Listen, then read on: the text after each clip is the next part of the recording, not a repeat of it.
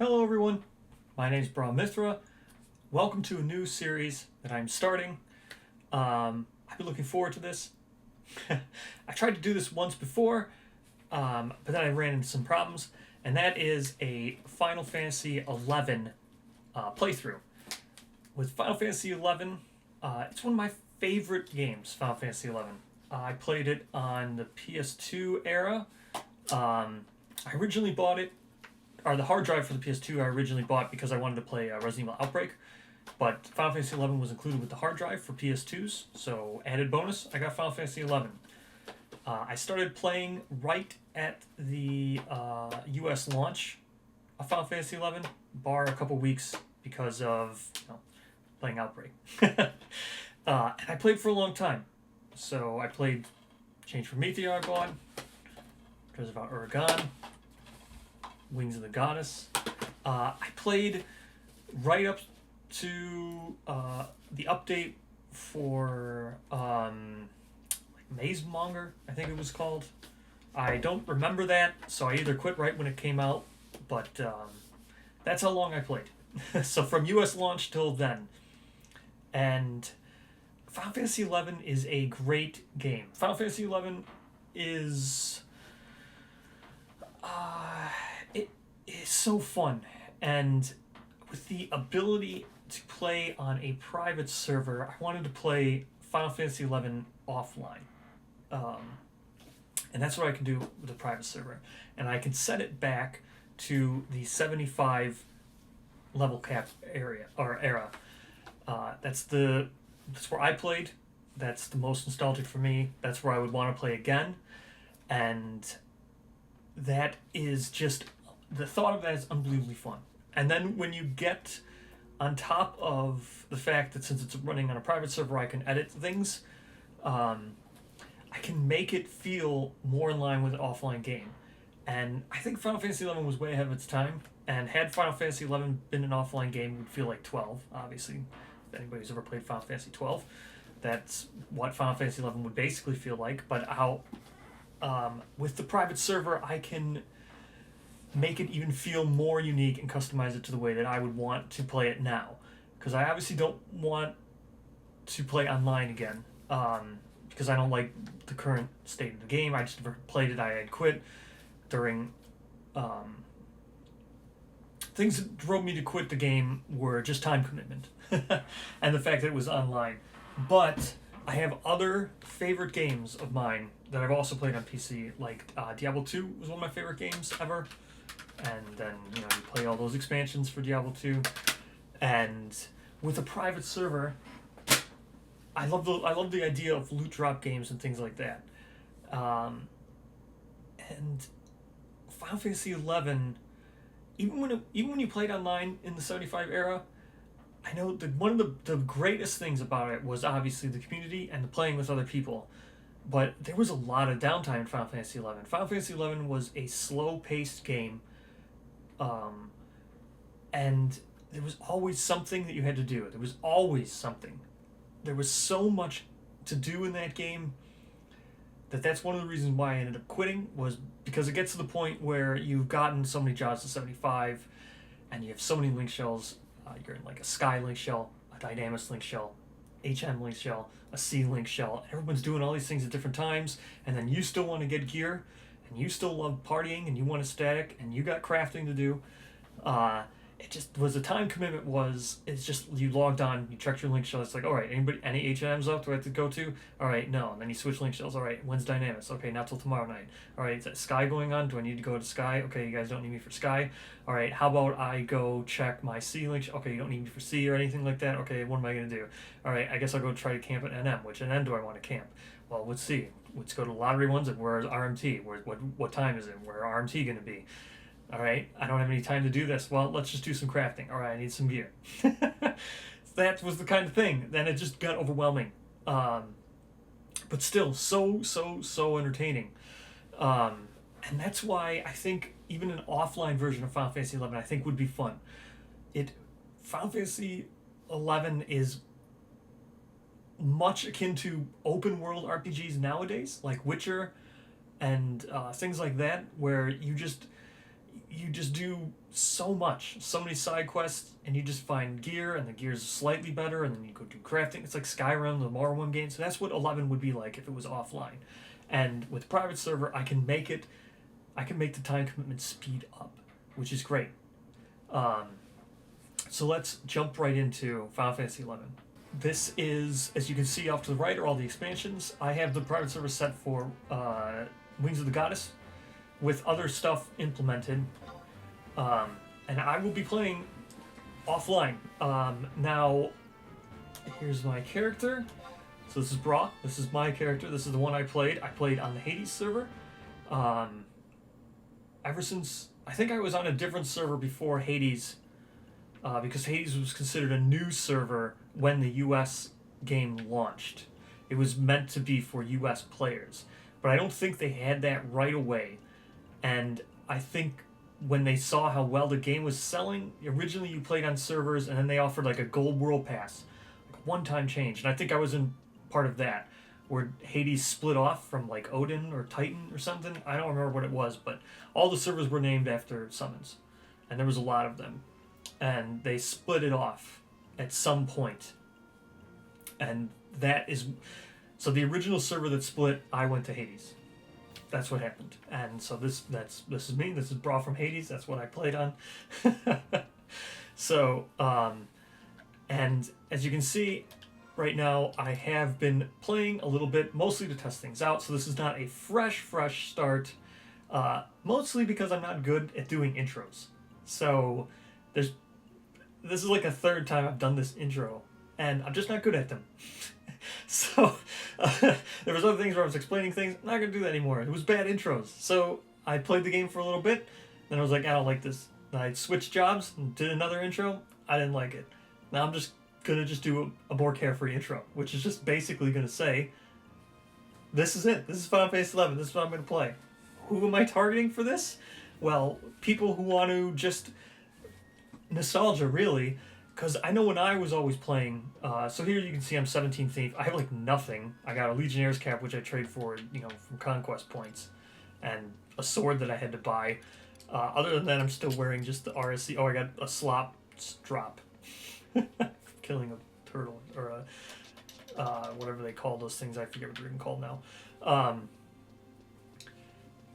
But yeah, and I'm level 17, so I've edited a little bit of the experience, which I'll get into right now. I'm going to go join, or change my job.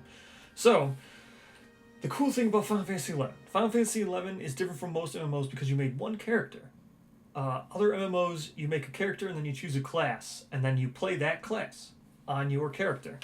Final Fantasy XIV, I played Final Fantasy XIV. I played Final Fantasy XIV when it launched.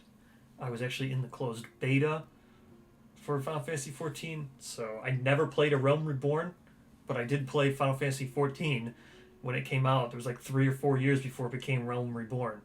I played right up until they closed it. There was like a month when it closed, Final Fantasy XIV, where they just didn't care about anything, and everybody was getting relic weapons like underneath their bed.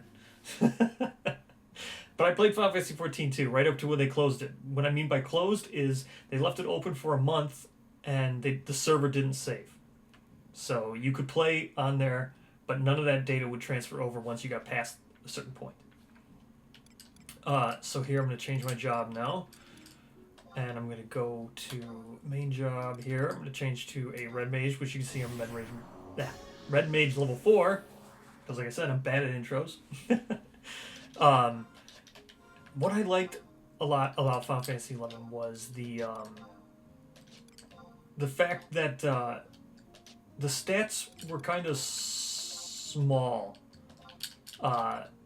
As you can see here in top left, like you have 7. It's like D&D, really small, and you could always do the math on things like you could always find the math fairly simple. And if you were good at what it was you needed, and you could figure it out, like, do I need strength? Do I need accuracy? What's 2? I think it was 2 dex equals 1 accuracy. So should I wear the +2 accuracy ring, or should I wear a +4 dex ring? Dex also adds to other abilities. So, and then there was like food, all the supplements. But the longer you played, the more it paid off, knowing all those things. Because you got to remember, when this game came out, it was still like 2002, 2003. So finding information on things was come down to like small amounts of sites, and because it was running on PS2 and things, you couldn't just get. I know I'm using Windower now, and you can see that I used Windower too when I was playing, but because this game couldn't run in a window, the PC version couldn't run a window. The game would crash. It was like an anti. I guess their reasoning behind it was an anti-cheat, but the weird thing. You can see I've also collected some scrolls because, again, bad at intros, and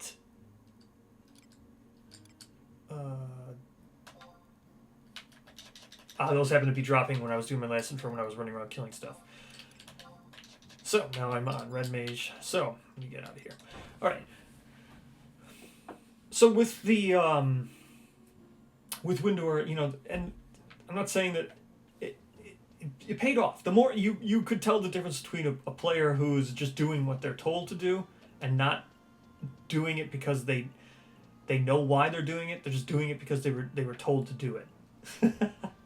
Great. I got stuck on the bridge. Awesome. So, speaking of slow-paced, here's Final Fantasy XI for you. I had to wait for this airship to go, which was a great thing about the game. You got more connected to the world and things because you actually had to live in it. Like, this stupid cinema where the stupid bridge is going to go down now, and I have to actually wait for it. You actually had to ride all the airships. There was no, like, warping around.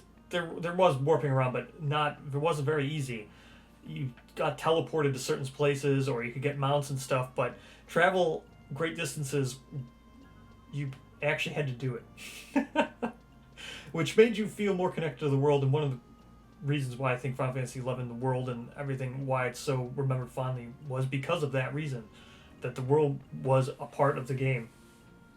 So now I'm just going out and kill some stuff as we talk. So anyway, I'm going to show you an example of why I think a private server is going to be really cool, and it's because you can change things, or I'll be able to change things to make it more like an offline experience. And I know, like I said, the reason why I want to really touch on this is I'd like to appeal to people who, because Final Fantasy XI is a real-time commitment, and most people, the game population has dwindled a lot. And I think the first big hit of dwindling was probably level syncing, or the first time the cap went past 80. Because even going from 75 to 80 was a very questionable thing. I remember it was being talked about when I quit. But there were things that would going even from 75 cap to 80 cap, you would think would fundamentally change the entire game. And I remember people being completely worried about it, and they were like, oh, it will never happen. Ever happen. Mainly because they had the merit system, which would be completely weird. And the second reason would be because then if you had a job that was 80 cap, so the Final Fantasy XI has a sub-jobs. You could use all the abilities from one job, and then all half or whatever level. It's like Final Fantasy Tactics, where you said sub-jobs. So the 80 cap would hit a threshold where it would go, any mage now could sub red mage and have have access to convert. And nobody ever thought they would ever want to. That was like the big goat in the room, or the big elephant in the room. They were like, no, they'll never do it. Why would you ever give jobs access to convert? That's crazy. Because convert's a 40 red mage ability. Or no, 41. So they thought they would never go past. No, is it a 40? I can't remember now. I think it's 40. Either way, that was the big thing. So no one ever thought they'd ever break that cap. They obviously have done that now. It must not have been that big of a deal. But anyway, so the nostalgia factor is a huge thing. And I know people just... No one really wants to... I mean, obviously Final Fantasy XI is still fun. It's still great. I've thought about playing it. I know now you get, like, trusts and everything. There were trusts back when I played. They were called fellows. And you had to wear, like, a friendship earring or something, and you could get a very badly programmed AI to follow you around. Now I think they're actually good, and they actually do their abilities and stuff, and you get like a whole party of them to make the whole game pretty much solo content. So that's really cool. and I'm sure it's still a great game, because Final Fantasy XI is a great game. It's just that I'm nostalgic for this era, and the amount of stuff that you can do is really cool with a private server. So let me show you a clip of a private server and some of the stuff I'll do right now. Look at that, there he is, a little test GM. You can tell what job he's on. He's on Red Mage. Because if you're going to test stuff out, why not test on Red Mage, right?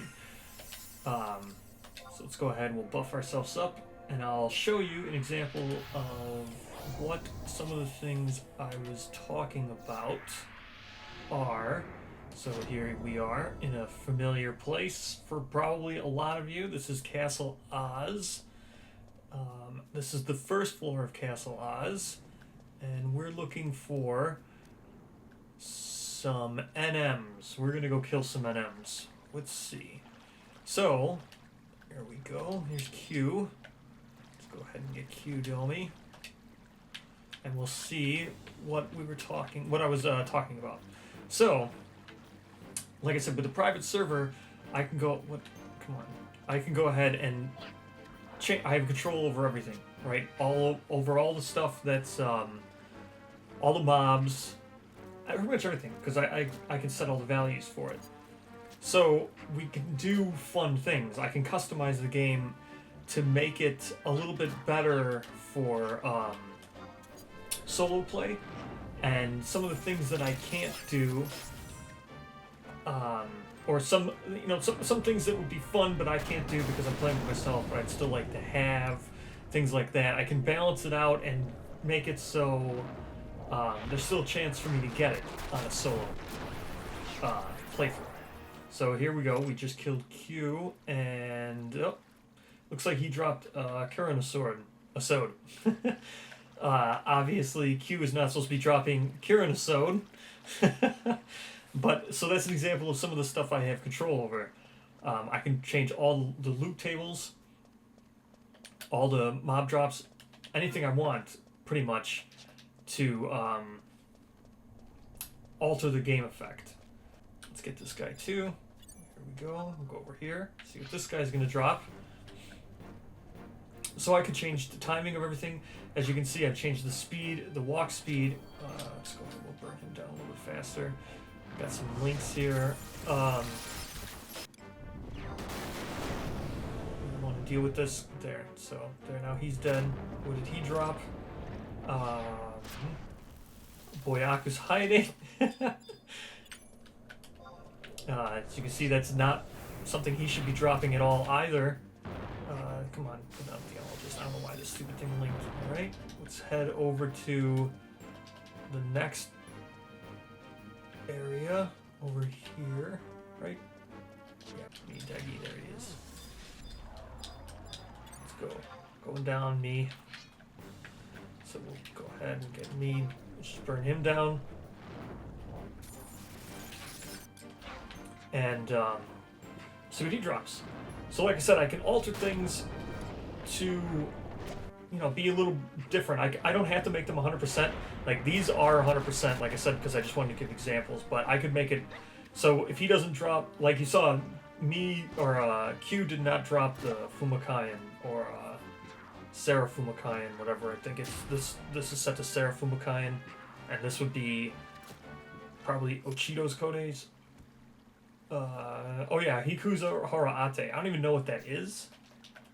That is, let's go down to Hikuro. I don't even know what this is. Can I even hold it? No, I'm full. Or did it not sort?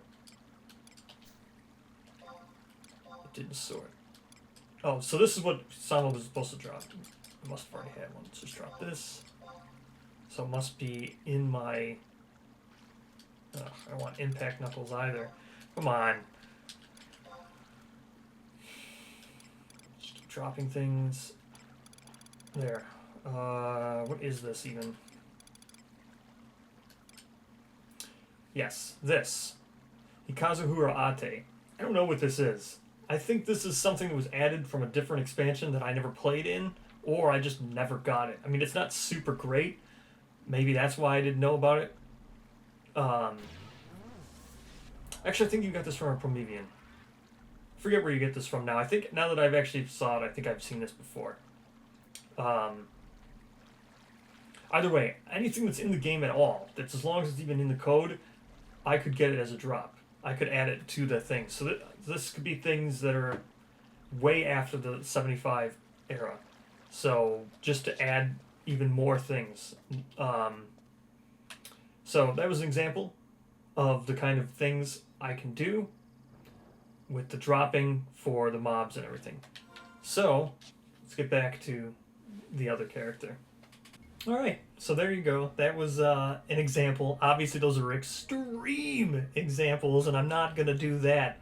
Obviously, I'm not going to keep me, Deggy, or whatever who's who dropping Karanisode, Boyaker's Hyadate, and stuff like that. Those are just examples that I know people know of those items who are from the 75 era who realize like things I'm not going to be able to do. Now, I'm never going to do that again. Extreme outlier examples. Just to prove a point that I can change the drops. Now, as you also saw, they didn't actually drop their real things because you can adjust the percentages of things. So, here, I'm just going to set up a... what we're going to do is... So let me just get into what I want to do with this series. I just love this game, and I just want to spend time and play on it. And I know there's a lot of fun from Final Fantasy XI because of the community and everything, and everybody has such, you know, fond memorabilities of Final Fantasy XI. Is just talking about Final Fantasy XI, talking about all the crazy things that you can do and stuff like that. So right now I'm sending out a field manual thing where it just wants me to kill bees, and it's going to give me some extra gil and extra experience. Now, well, so that's what I'm going to do. We're just going to talk some Final Fantasy XI while I kill some bees. And we'll talk what I plan for with this series. So, obviously you can see here I just got 420 experience for that. The reason being, Final Fantasy XI required, at least in this era, a large dependence on partying and having partying to level. It was really hard to solo as a means of actually accomplishing anything. And gil was very hard to come by. So you can see these things are also dropping 3 gil. I won't have access to an auction house. I'm not going to be able to sell anything to anybody. I can set up auction houses with the server that will run automated, and I might do that. So I've made it so each monster drops 1 gil per level, and that's not that much gil. It looks like it might start to accumulate quite a bit, but it might also get to the point where I won't need the gil so much. So maybe then I'll just use it just to get started, get a foothold, because I'm going to need money, because I'm also, since I don't have access to an auction house, rings and things, very hard to come by. But fortunately you could camp NMs. So basically, that's why I said that I'm going to combine maybe some of the aspects of Diablo 2 and stuff like that. And I know also on this channel I'm a huge fan of Kingdom Death Monster, the board game Kingdom Death Monster. So I like the collecting aspect. I like those parts of games where you set up a plan, you look for one specific thing, you go get the materials you need, and you plan out how it is you want to approach it. Like, oh, I need this one thing, so let's go camp this NM, or I need to go farm up these things so I can craft up this, so I can get this one item. Like, it's the work involved to getting to one item, and then getting that item, achieving it, and then working on the next item. Now, so with the experience, I've upped it quite a bit, because I'm not going to be able to farm. I'm not going to be able to join a party and stuff. So I'm going to have to level off of Easy Prey, and Easy Prey give like 60 to 80 experience. So I've doubled it or tripled it, so I can at least get 150. Because 80 and 80 is 160. That's the max. 80 is the max. Normally you get like 60 from an EP, and that'd give me 180, which would be like the equivalent of killing something for 200. But I'm not gonna be able to chain, And, once you get past level like 60, even killing things that are like EP are not easy. It's very slow. And you could get like thousands, like I think 12K an hour in experience was what you used to be able to get in an actual party. Now, I know there was a lot involved in, building the party, and that was a lot of it.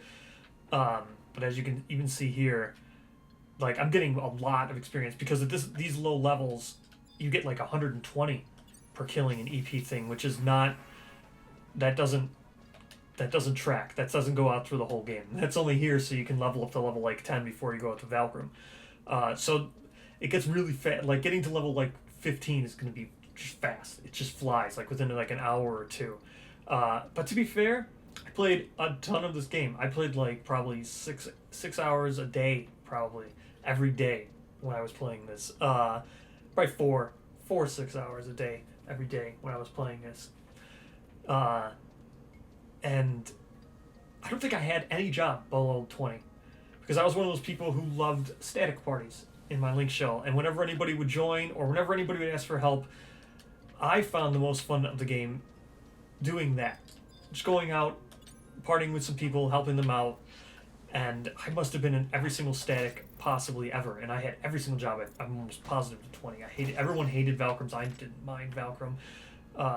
And just being, the difference between being a good party and a party that is not good made me want to help other people. Because you could be in bad parties were just they were agonizing. You could just waste hours upon hours if you were in a bad party. So with that understanding, is just like, well, okay, I'll help you because you're in my link shell. So I'll go out and I'll be your level 20 or what. I'll just join whatever it is. And like I said, this was before Level Sync. Level Sync joined right. I think it was right at the beginning of launching the game, or not launching Wings of the Goddess. I think is when Level Sync came in. Level Sync wasn't amazing back in the day because they didn't have gear sync right away.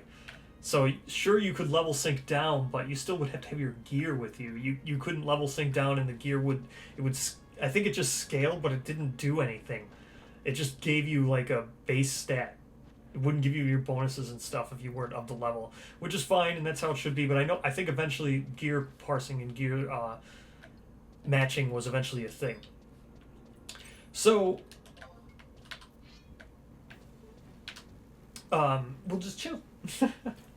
Maybe I'll do some live streams and stuff, and each episode will be the journey of me doing stuff, or just, well, today we'll do Leaving Lizzie, like maybe the first episode will be Leaving Lizzie or something, and I'm going to give an example of that here in a second. As soon as I get to level like 6, I'm going to try to end this episode on fighting an NMs, and I know I showed the clip of fighting 3 NMs, and why I chose Castle Oz was because I know those 3 NMs are right next to each other, so I could kill them real quick. But it's really, I don't know, I think it's going to be fun. And the way I think I'll approach it is I'll try to keep, because I was also one of those people who wanted, the fun in playing the game was, having gear to go. You couldn't, just because you were level 10 doesn't necessarily, or just because you were level 75 doesn't necessarily show that you were like, you had all the level 75 gear and stuff like that. Being level 75 wasn't always a expression of being the most amazing. It was just a means to the end because you needed a level 75 to do a lot of the stuff. And before Treasures of Mount Urgan, being a level 75 was something. I think I only had 2 jobs level 75 before Treasures of Mount Urgan. Then once Treasures of Mount Urgan came out and you had all those imp parties and bird parties, those things died so easily that you didn't even need to eat food because the birds would eat your food from you. So when you ate food, they would just take your food buff. And they were so easy because I guess Square Enix thought that, oh, you know what we'll do? People won't want to kill them because we have, they eat their food. So that way, parties won't fight them. And imps used to do gravity, or what, I forget what imps used to just cast a whole bunch of debuffs, like all over you. And then I guess Square Enix was like, well, people won't fight them. But at the same time, they can't make them too hard. So once people learned that, like, if you just don't eat food, or you just don't care about the debuffing from the imps and stuff, you just burn those things down. You just take like like I remember eventually once people picked up on that, you would see 75 like merit parties that didn't even have white mages or red mages. They would just be like a bard and some monks or something, and they would just be crazy. So before that, you had to do like Bibiki Bay to get to 75 or what was Tabnasia? No, not Tabnasia. I forget the name of the place, the other beach. But then once Treasure of Urgan came out, those were like dead zones. So you can see here the bees now dropped off to give me 240. I think I might adjust the experience here a little bit. I think I might adjust it back down to like 2 times or 2.5 times. But yeah, so with the so what I'm hoping here is we just chill. It'll just be a game where we just chill. We'll sit down. I talk about some stuff. I hope people leave in comments stuff they like. Oh, remember when this? And then I'll just talk about it during the next episode. Do all kinds of stuff like that. But the here we go. There's the NM I was looking for. So here's an NM to Coco. We're gonna hope that Tokoko's gonna be nice and he's gonna drop me his stuff. So here we go. Come here, Toko. Stupid quad might aggro me. I don't really want that to happen. It did. It did aggro me. Come on, Tokoko. Stop moving. That was the other thing. You can see this game is archaic. I can't do anything while this thing's moving. It's if I don't have any spells. I don't have the money to buy spells, so that leaves me with me doing nothing to it, which is just great. I think I have Fast Blade. I hope I have Fast Blade. I do. Okay. Come on. Let's hope I kill this before that quad kills me. I think I should be okay. I need to go buy Cure and Protect. But like I said, that's why I need Gil. Come on, Tokoko, give me your drop. But yeah, back. So I think during this time I'll share the story of when I started the game. One of the biggest points of when I started the game was when you get to level 30, you get to pick an advanced job. So the game you start with 6. Good, I got the Armiger Lace, which is what I was looking for. So there's the lace. That's exactly what I need. So when you start, you get to level 30. So it was you get to level 10. You do solo level 10, and then you solo to level 10 in the original game, maybe 11, like I'm doing out here. Protect Raw. That's a white mage only, not red mage. So you do that. You solo to level 10, and then you went to Valkyrie Dunes. And then Valkyrie Dunes, you fought there until level 20. And at level 18, if you were the first time playing, you would go to Selbina or Maharo. You could go to either one, and they'd have a sub-job quest where you could finally unlock your sub-job. And you can see here, I do not have a sub-job yet. I'm only level 8 red mage with nothing underneath it. It just says 8 red mage. If I had a sub-job, I could be 4 some other job. So I'd be 8 red mage for something else. And then I'd have access to everything that job has up to level 4. And then everything that red mage has up to level 8. And that's how sub-job worked. So you'd party in Valkyrie Dunes till level 18. Then the stuff in Valkyrie, as you fought, which is your party, because it'd be the crabs and the damselflies. And you just eventually just get those sub-job items you needed. And then eventually you'd have to just fight like a ghoul or something to finish it off. Because you needed 3 key items. Then you'd unlock your sub-job. And then level 30, then you could get advanced jobs. So the game starts with 6 jobs, which was Thief. I think it's actually the same exact jobs that Final Fantasy 1 has, which is like Red Mage, Black Mage, White Mage, Monk, Thief, and Warrior. So those are the 6 jobs. That's Final Fantasy 1 on NES. That's what those original 6 jobs are. So those are the 6 jobs you start with on this as well. And then you get advanced jobs. That's when you get the paladins, dark knights, ninjas, samurais, dragoons, all those other things, all the cool stuff. You get a quest to do it, and then level 30, then you could get that. Then you'd unlock that level 1 job. And you had to do that for every job. It's not like you would just get like I'm going to do the advanced jobs. Now I have access to all of them. Now every single job would have its own quest. You need to do it. And then You'd start at level 1 from that job, and then the cycle would just repeat. You'd go to level 10, go to Valcom Dunes. You'd only need to do the advanced job once and the sub-job class once, but that's just how it would work. Then it would just repeat, and the cycle would constantly do that. That's how the game kept a nice, that's how the game kept, like, the population of Valcom Dunes always good, so there was always people there. But with the, I don't think I'm going to get experience from these anymore. I'm still getting experience, wow. So, when it came to me, when I first unlocked my very first job, first advanced job, I decided to go with Paladin. But at the time I was playing, everyone told me to go Dragoon. Dragoon was the best thing you could possibly pick, and everybody wanted Dragoon because they had penta parties. Pretty much, a penta party was the very first nerf that I remember, and it was a big nerf in terms of Final Fantasy history. It might be a little bit of a weird nerf, but the way it was interpreted by the player base was weird. So with these penta parties, they were Dragoons with their lance, and then you do the weapon skill, like you saw I was doing Fast Blade to that, to the monster, or to Coco to kill him. I've been doing Fast Blade. So you gain skills for your weapons, and then it's based on TP, so every hit gave you like a 10 TP, and certain sub attributes like store TP or TP up, TP boost, you'd give you extra TP, and Samurai and Monk, and they had ways of getting extra TP. They had store TP things. So every hit would give you 10 TP, and then once you hit 100, you could do your weapon skill, and that's like your limit break in terms of like Final Fantasy terms. That's your limit break. So with these penta parties, they had penta thrust, which was 6 hits. That's why it's 5 hits. 5 hits is penta. It's 5 hits.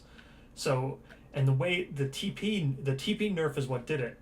So those 5 hits, when you hit with your weapon skill, those 5 hits each register as a hit. So you'd get to like 65, I think, or 60 TP right away, and then you do your auto hit right in there, and you'd be at like 70 TP right after doing your weapon skill.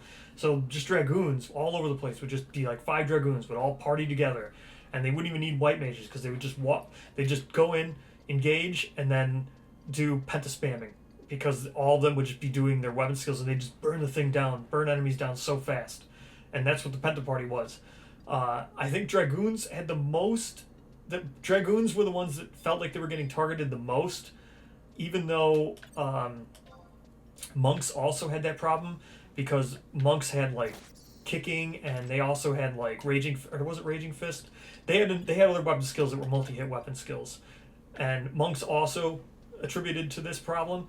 But Dragoons, since I don't think no one was really doing Monk parties. It was mostly these Dragoon parties, because Dragoons had ways to heal themselves with their dragon and stuff. So, with their wyvern, I should say. So that's why it seemed like when Square Enix nerfed that, it was targeted at Dragoons, and then that was the term Lol Dragoon.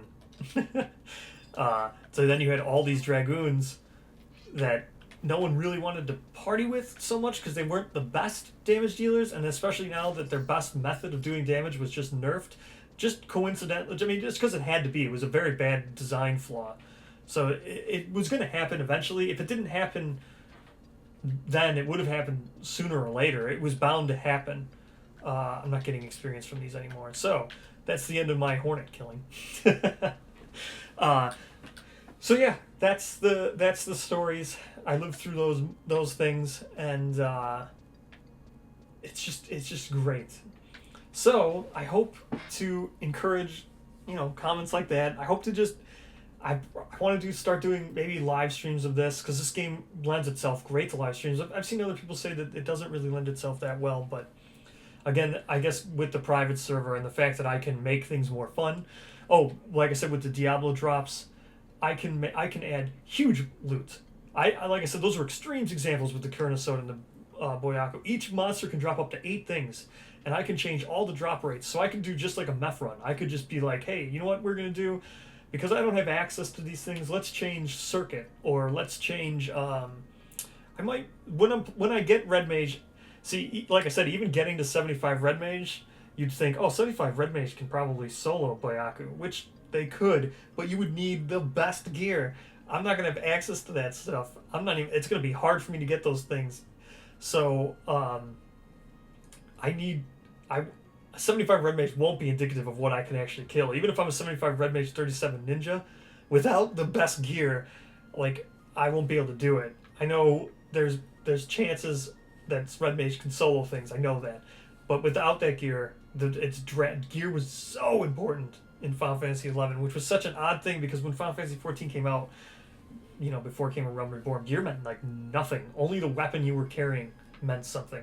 Other than that, they just had no armor and crap meant nothing until they added materia. But until they added materia, gear meant nothing in that game. Literally nothing. You could just play naked with the best weapon and you'd be just fine. I remember in 14, when they had like Ifrit and Garuda, we would just do it in bathing suits from summer festivals. As long as we had our Ifrit weapons, we were good. But yeah, so I'm looking really forward to it, and I hope that this reaches 11 players, and I hope they make comments, and I hope to just share stories and have just a fun offline time, because I think Final Fantasy XI offline could really work, and I think, there's probably people who want to play Final Fantasy XI, but they don't want to, because it's online. It's weird. It is a numbered entry in the franchise, just like Final Fantasy XIV, but people probably skip over it, and it's a shame because I think 11, probably if they reworked it, I know they were talking about doing a remaking, but I think if they reworked it as a solo game, upgraded it, and just left it as is, but just made it like a game like Skyrim, or a game like, Horizon, where you just play pretty much the same as that game, but they just made it more solo-friendly, kind of like how it is now, I think it would do great. So, hopefully, I'm looking forward to it. It will be a lot of fun, and I will see you in the next episode.